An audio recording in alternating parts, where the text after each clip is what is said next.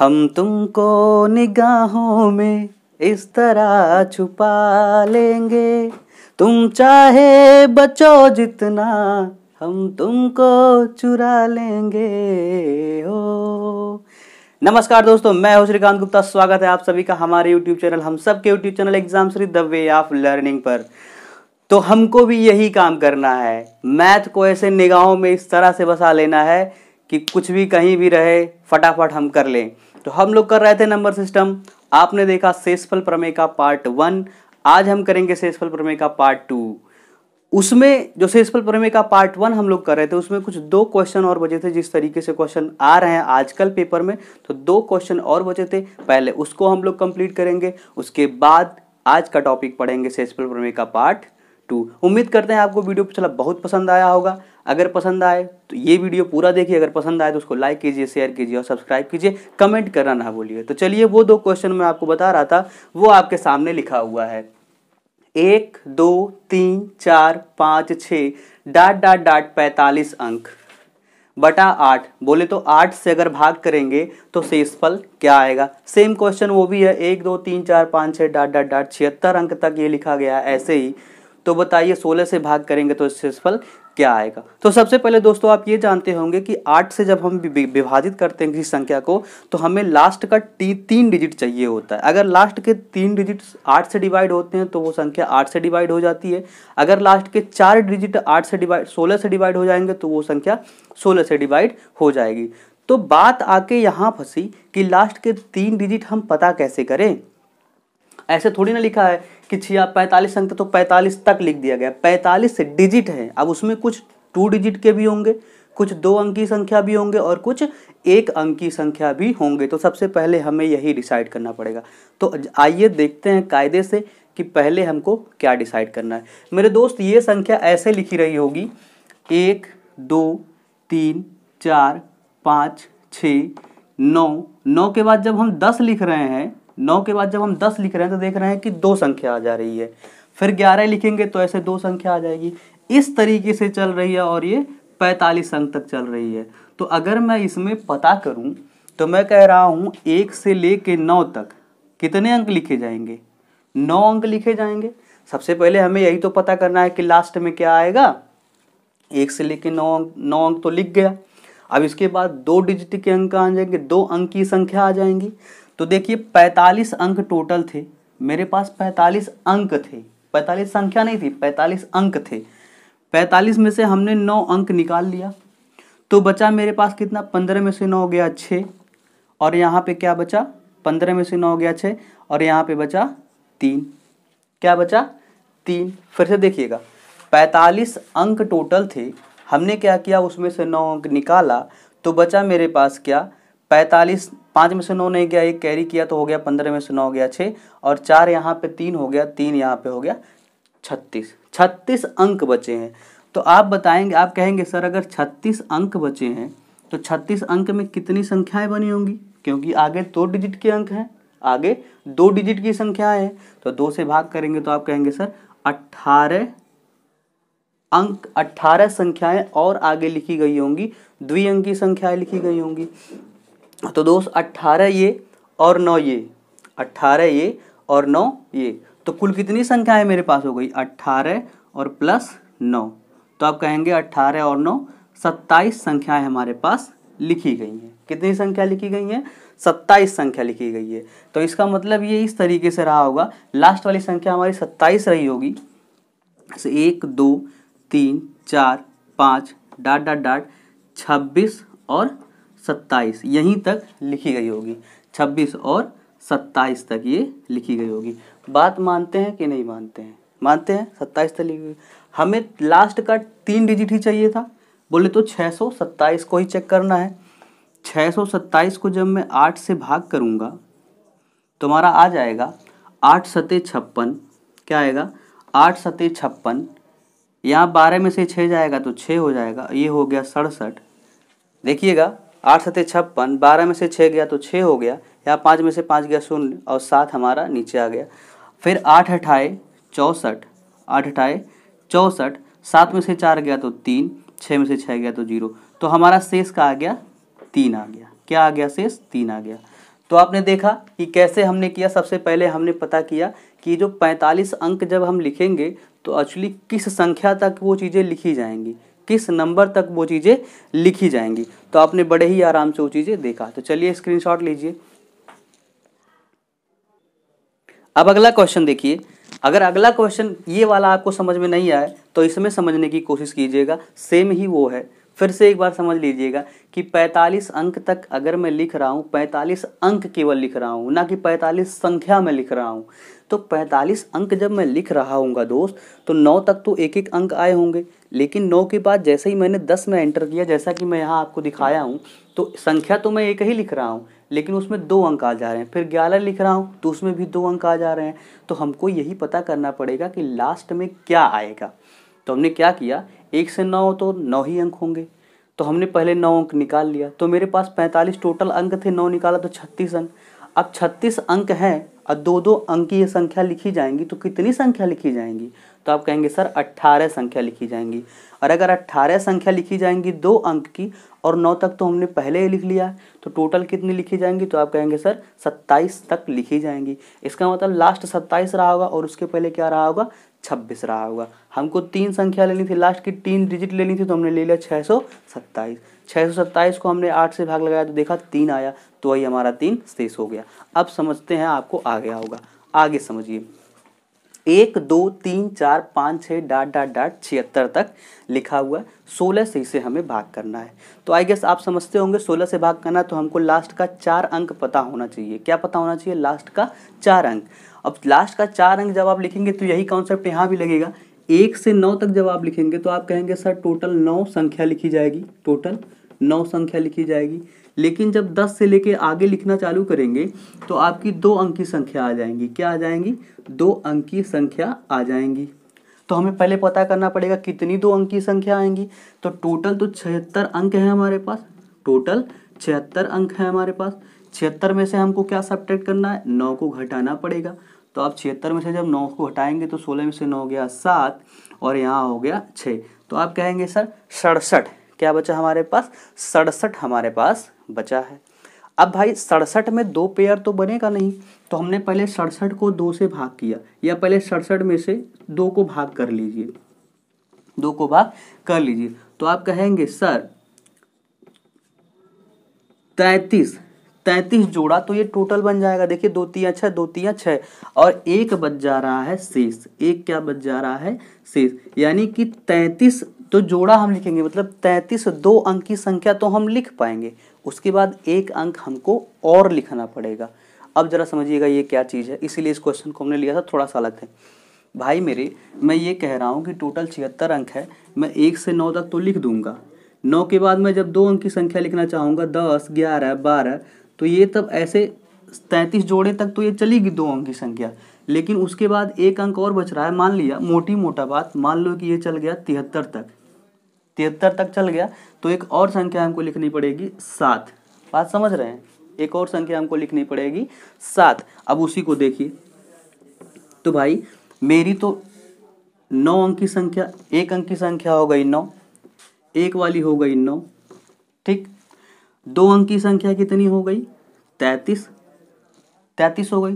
Total कितनी हुई? 9 3 12 और 3 1 4, टोटल 42 तो हो गई। मतलब 42 तक हमें तो लिखना ही लिखना है। तो 1 2 3 डाट डाट डाट 42 तक हमने लिख लिया।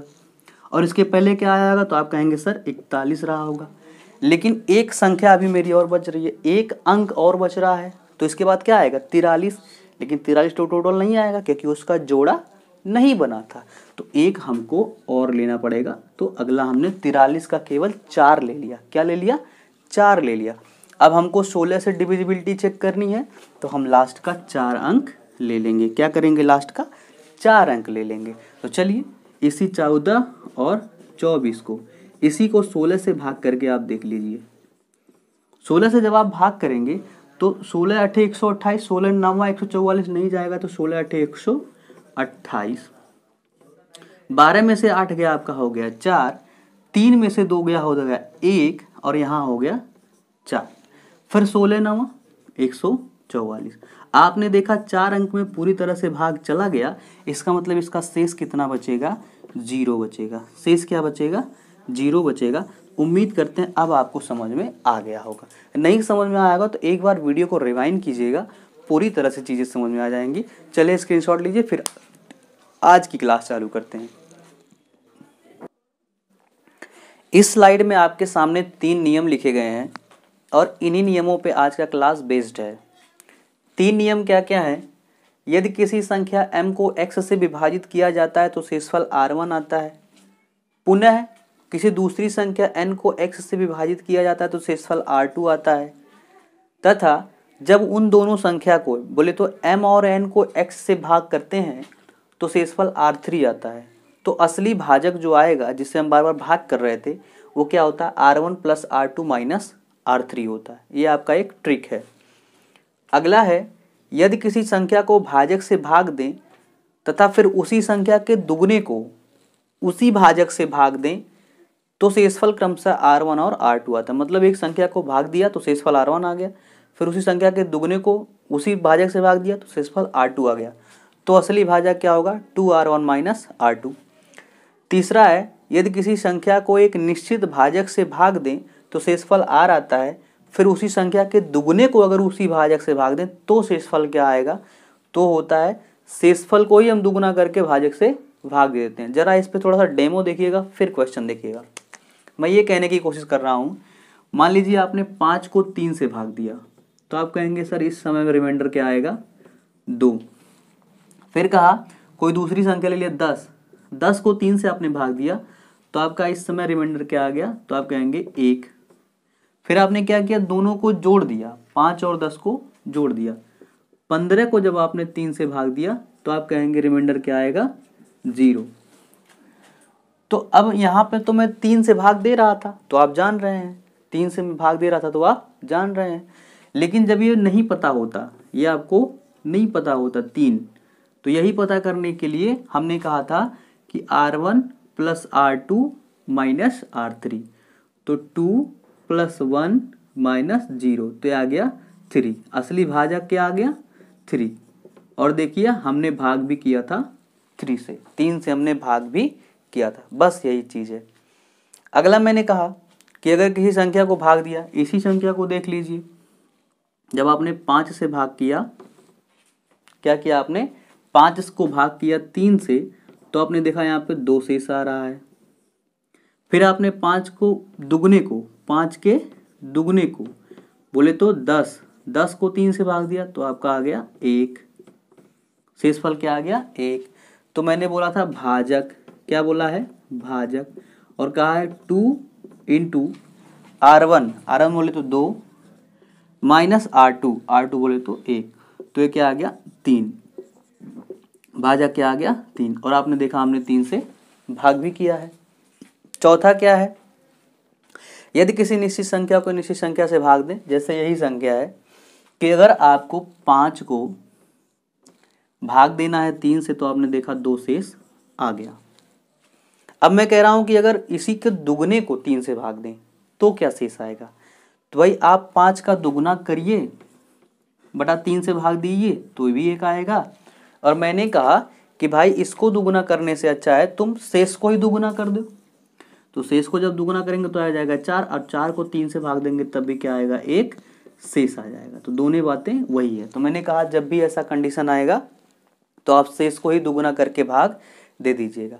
अब इसमें देखिए शेष दुगना वाला भी आ सकता है, वर्ग करने वाला भी आ सकता है, तिगुना करने वाला भी आ सकता है, क्यूब करने वाला भी आ सकता है, कुछ भी आ जाएगा। तो जो आएगा शेषफल को हम वही क्रिया कर देंगे और भाजक से भाग लगा देंगे, जो आएगा शेषफल वही पूरे नंबर का भी शेषफल हो जाएगा।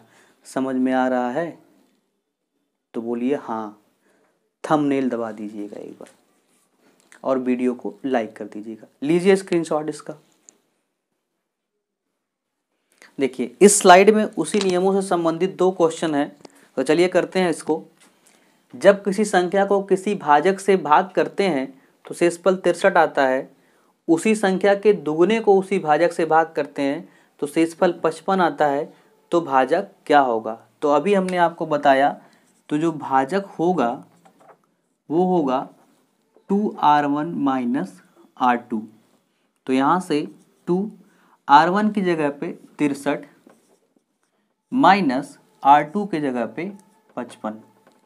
तो आपने देखा ये हो गया 126 माइनस 55। तो घटा लीजिए, 6 में से 5 गया 1, 12 में से 5 गया 7।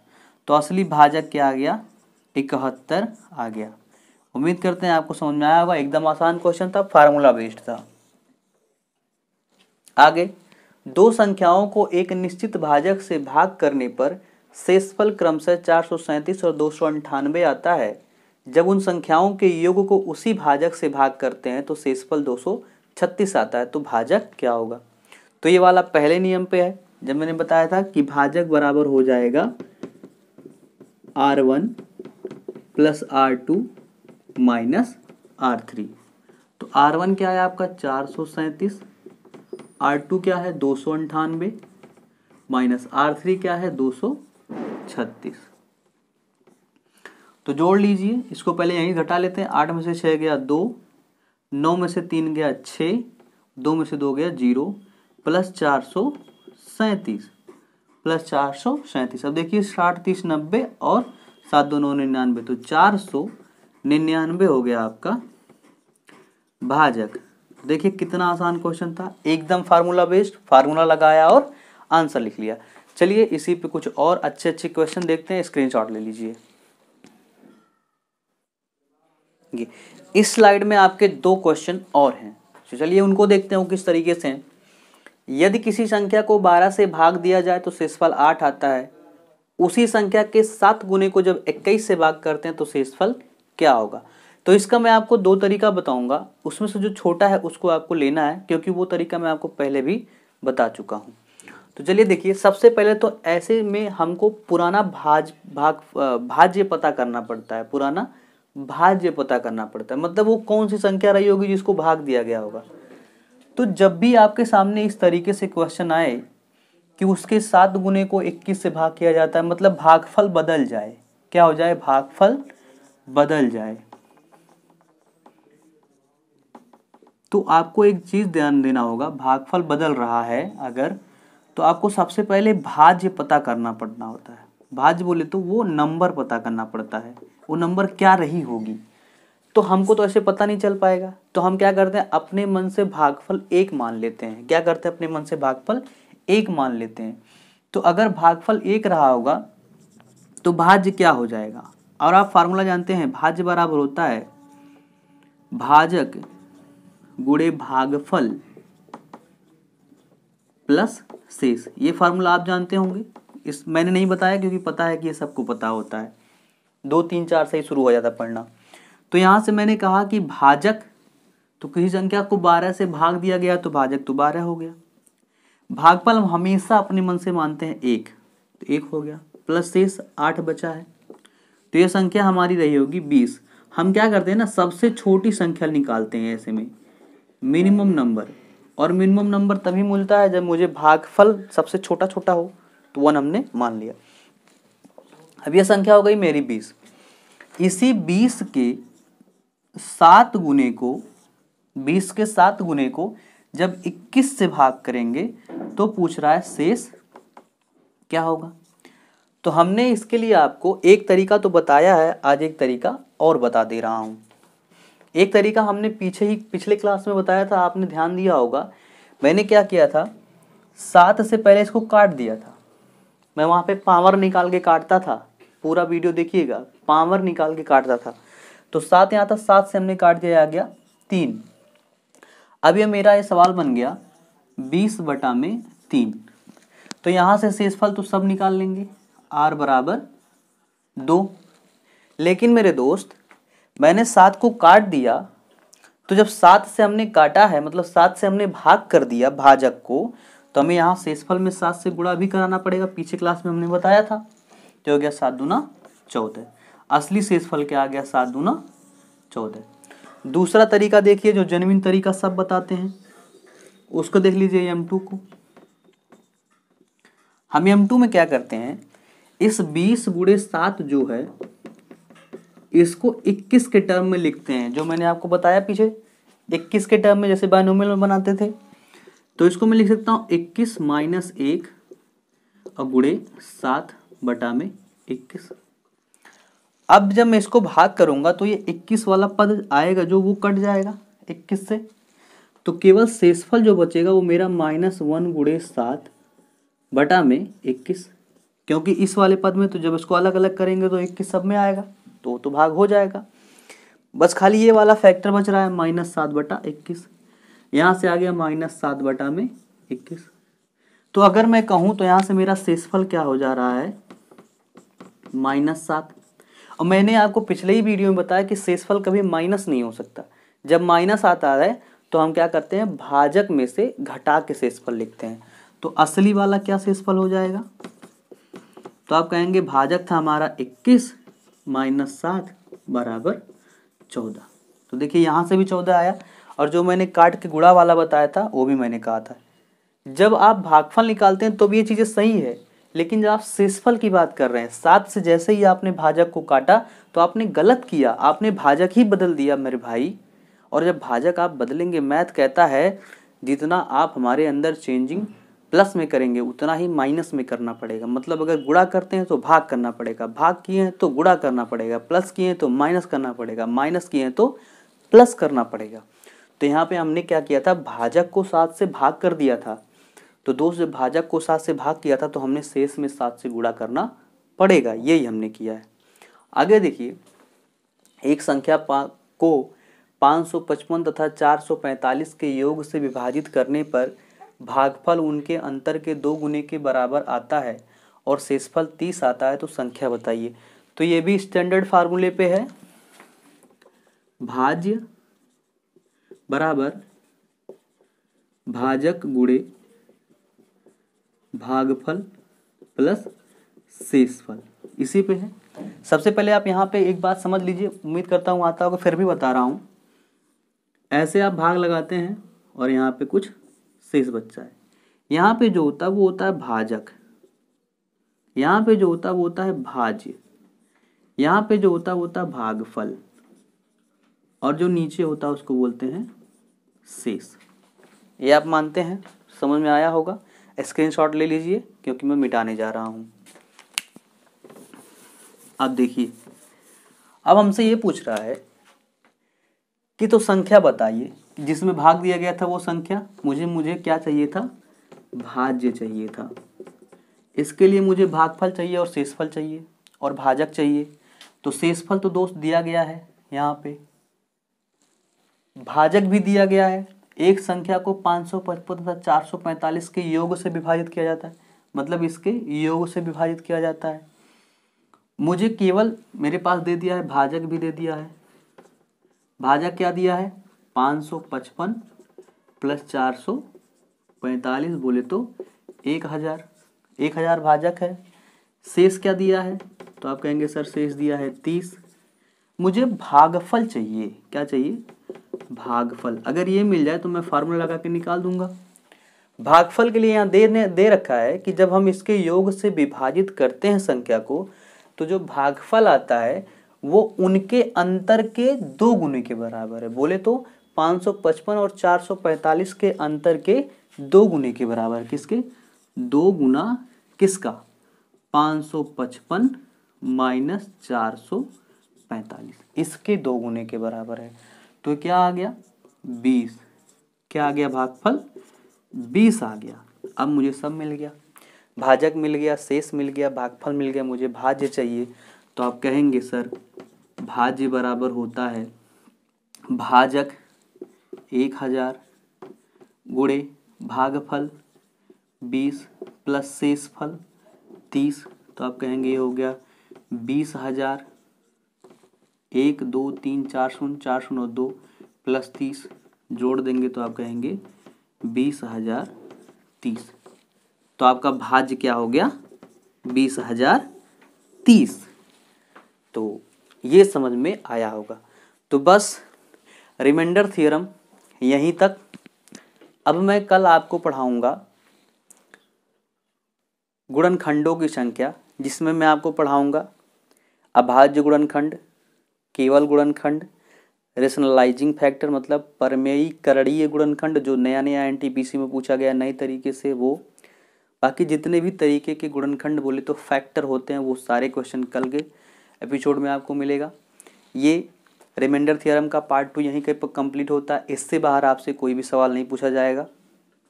वीडियो उम्मीद करता हूँ आपने पूरा देखा, इसका मतलब आपको पसंद आया है।